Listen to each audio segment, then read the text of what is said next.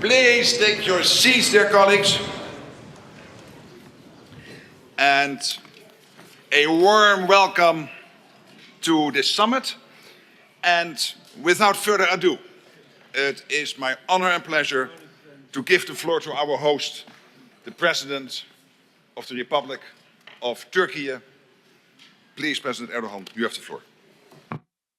Sayın Genel Sekreter, kıymetli devlet ve hükümet başkanları, Lahey zirvesinde aldığımız kararlar temelinde Avrupalı müttefikleri daha yetkin birer güvenlik sağlayıcısı haline getirmeye odaklanmış durumdayız.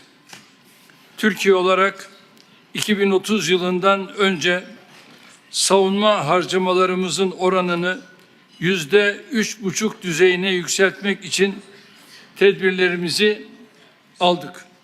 Güvenlik ve dayanıklılıkla bağlantılı harcamalarda ise şimdiden %1,5'luk bütçe payına ulaştık.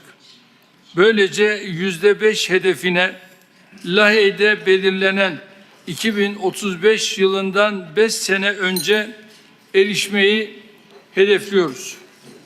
Kuşkusuz ülkemizin asıl başarısı savunma sanayindeki atılımdadır. Üretim ve ihracat kapasitesi itibariyle dünyanın ilk 10 ülkesi arasına girdik. İttifakta bize tahsis edilen In the alliance, we have been allocated 361 capability targets, and almost all of them will have been covered within 3 years, even before the pledged date. We have allocated an additional budget of $24 billion to air and missile defense capabilities, whose lackness is most felt in our alliance through our Steel Dome project. As a country that has the largest army in Europe, we are in an effort to provide our capabilities to the service of the alliance at every stage that is needed. In Kosovo, in Black Sea, in the Baltic area, and in other geographies, we are leading among the allies that contribute to the operations, missions, and exercises of the alliance. As an ally that uses the UAVs and armed UAVs successfully in real battlefields, we hope to have our Center of Excellence for Unmanned Systems countermeasures that we are foreseeing to establish to be accredited at NATO. And I believe that this center will support our response capability, especially against air and marine drone threats.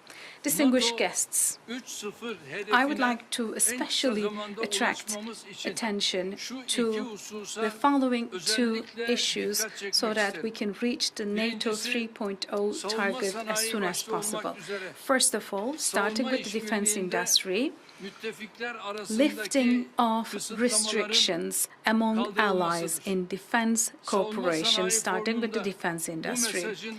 And I very much welcome the fact that this message was emphasized by both industry and government officials at the Defense Industry Forum.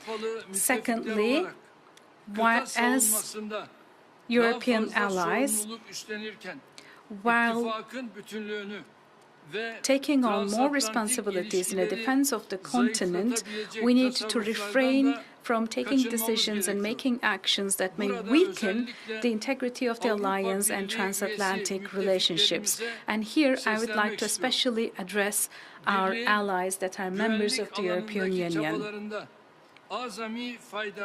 Maximum benefit in the Union's efforts in the field of security can only be possible through refraining from unnecessary duplications with NATO. Exclusion of allies that are not members of the Union, while a cooperation model dictated by wisdom and logic is possible, would cause limited resources to be spent in vain and create an artificial division in Europe, which we do not desire at all. It is evident that this attitude does not serve for the purposes of transatlantic defense industrial base pointed out by Distinguished Secretary General. Distinguished counterparts, in the Ukraine war, I share President Trump's vision for peace, and I state my support to prioritize Ukraine requirements list initiative. In addition to our military support that we're providing to Ukraine from our own national inventory, we will continue our contribution within the scope of the Pearl Initiative. While supporting Ukraine, we are also benefiting from our communication channels to direct Russia towards peace. I very much appreciate the resolute stance demonstrated by my friend, Mr. Trump, in ensuring that the Iranian crisis entered into a trajectory of settlement despite attempts for sabotage. In addition to our diplomatic efforts, we are ready to provide required contribution to clear the Strait of Hormuz from mines. And on this occasion, I would like to express our thanks for the support provided by the NATO elements against missiles targeting Turkey, starting with the United States of America and Spain, and also to Germany and Italy, who have deployed additional air defense batteries. I would like to indicate that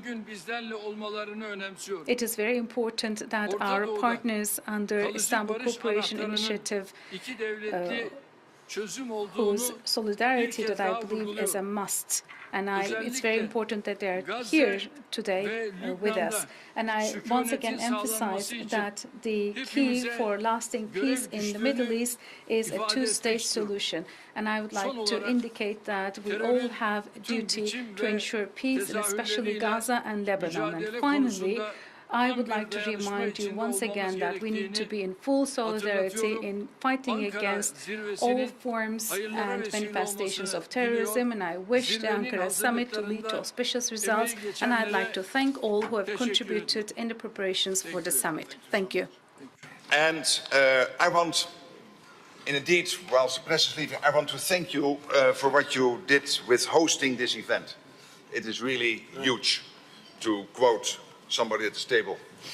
Huge and big. And we do realize what the impact is on Ankara. If you like this video, then like, share and subscribe to ET Now World.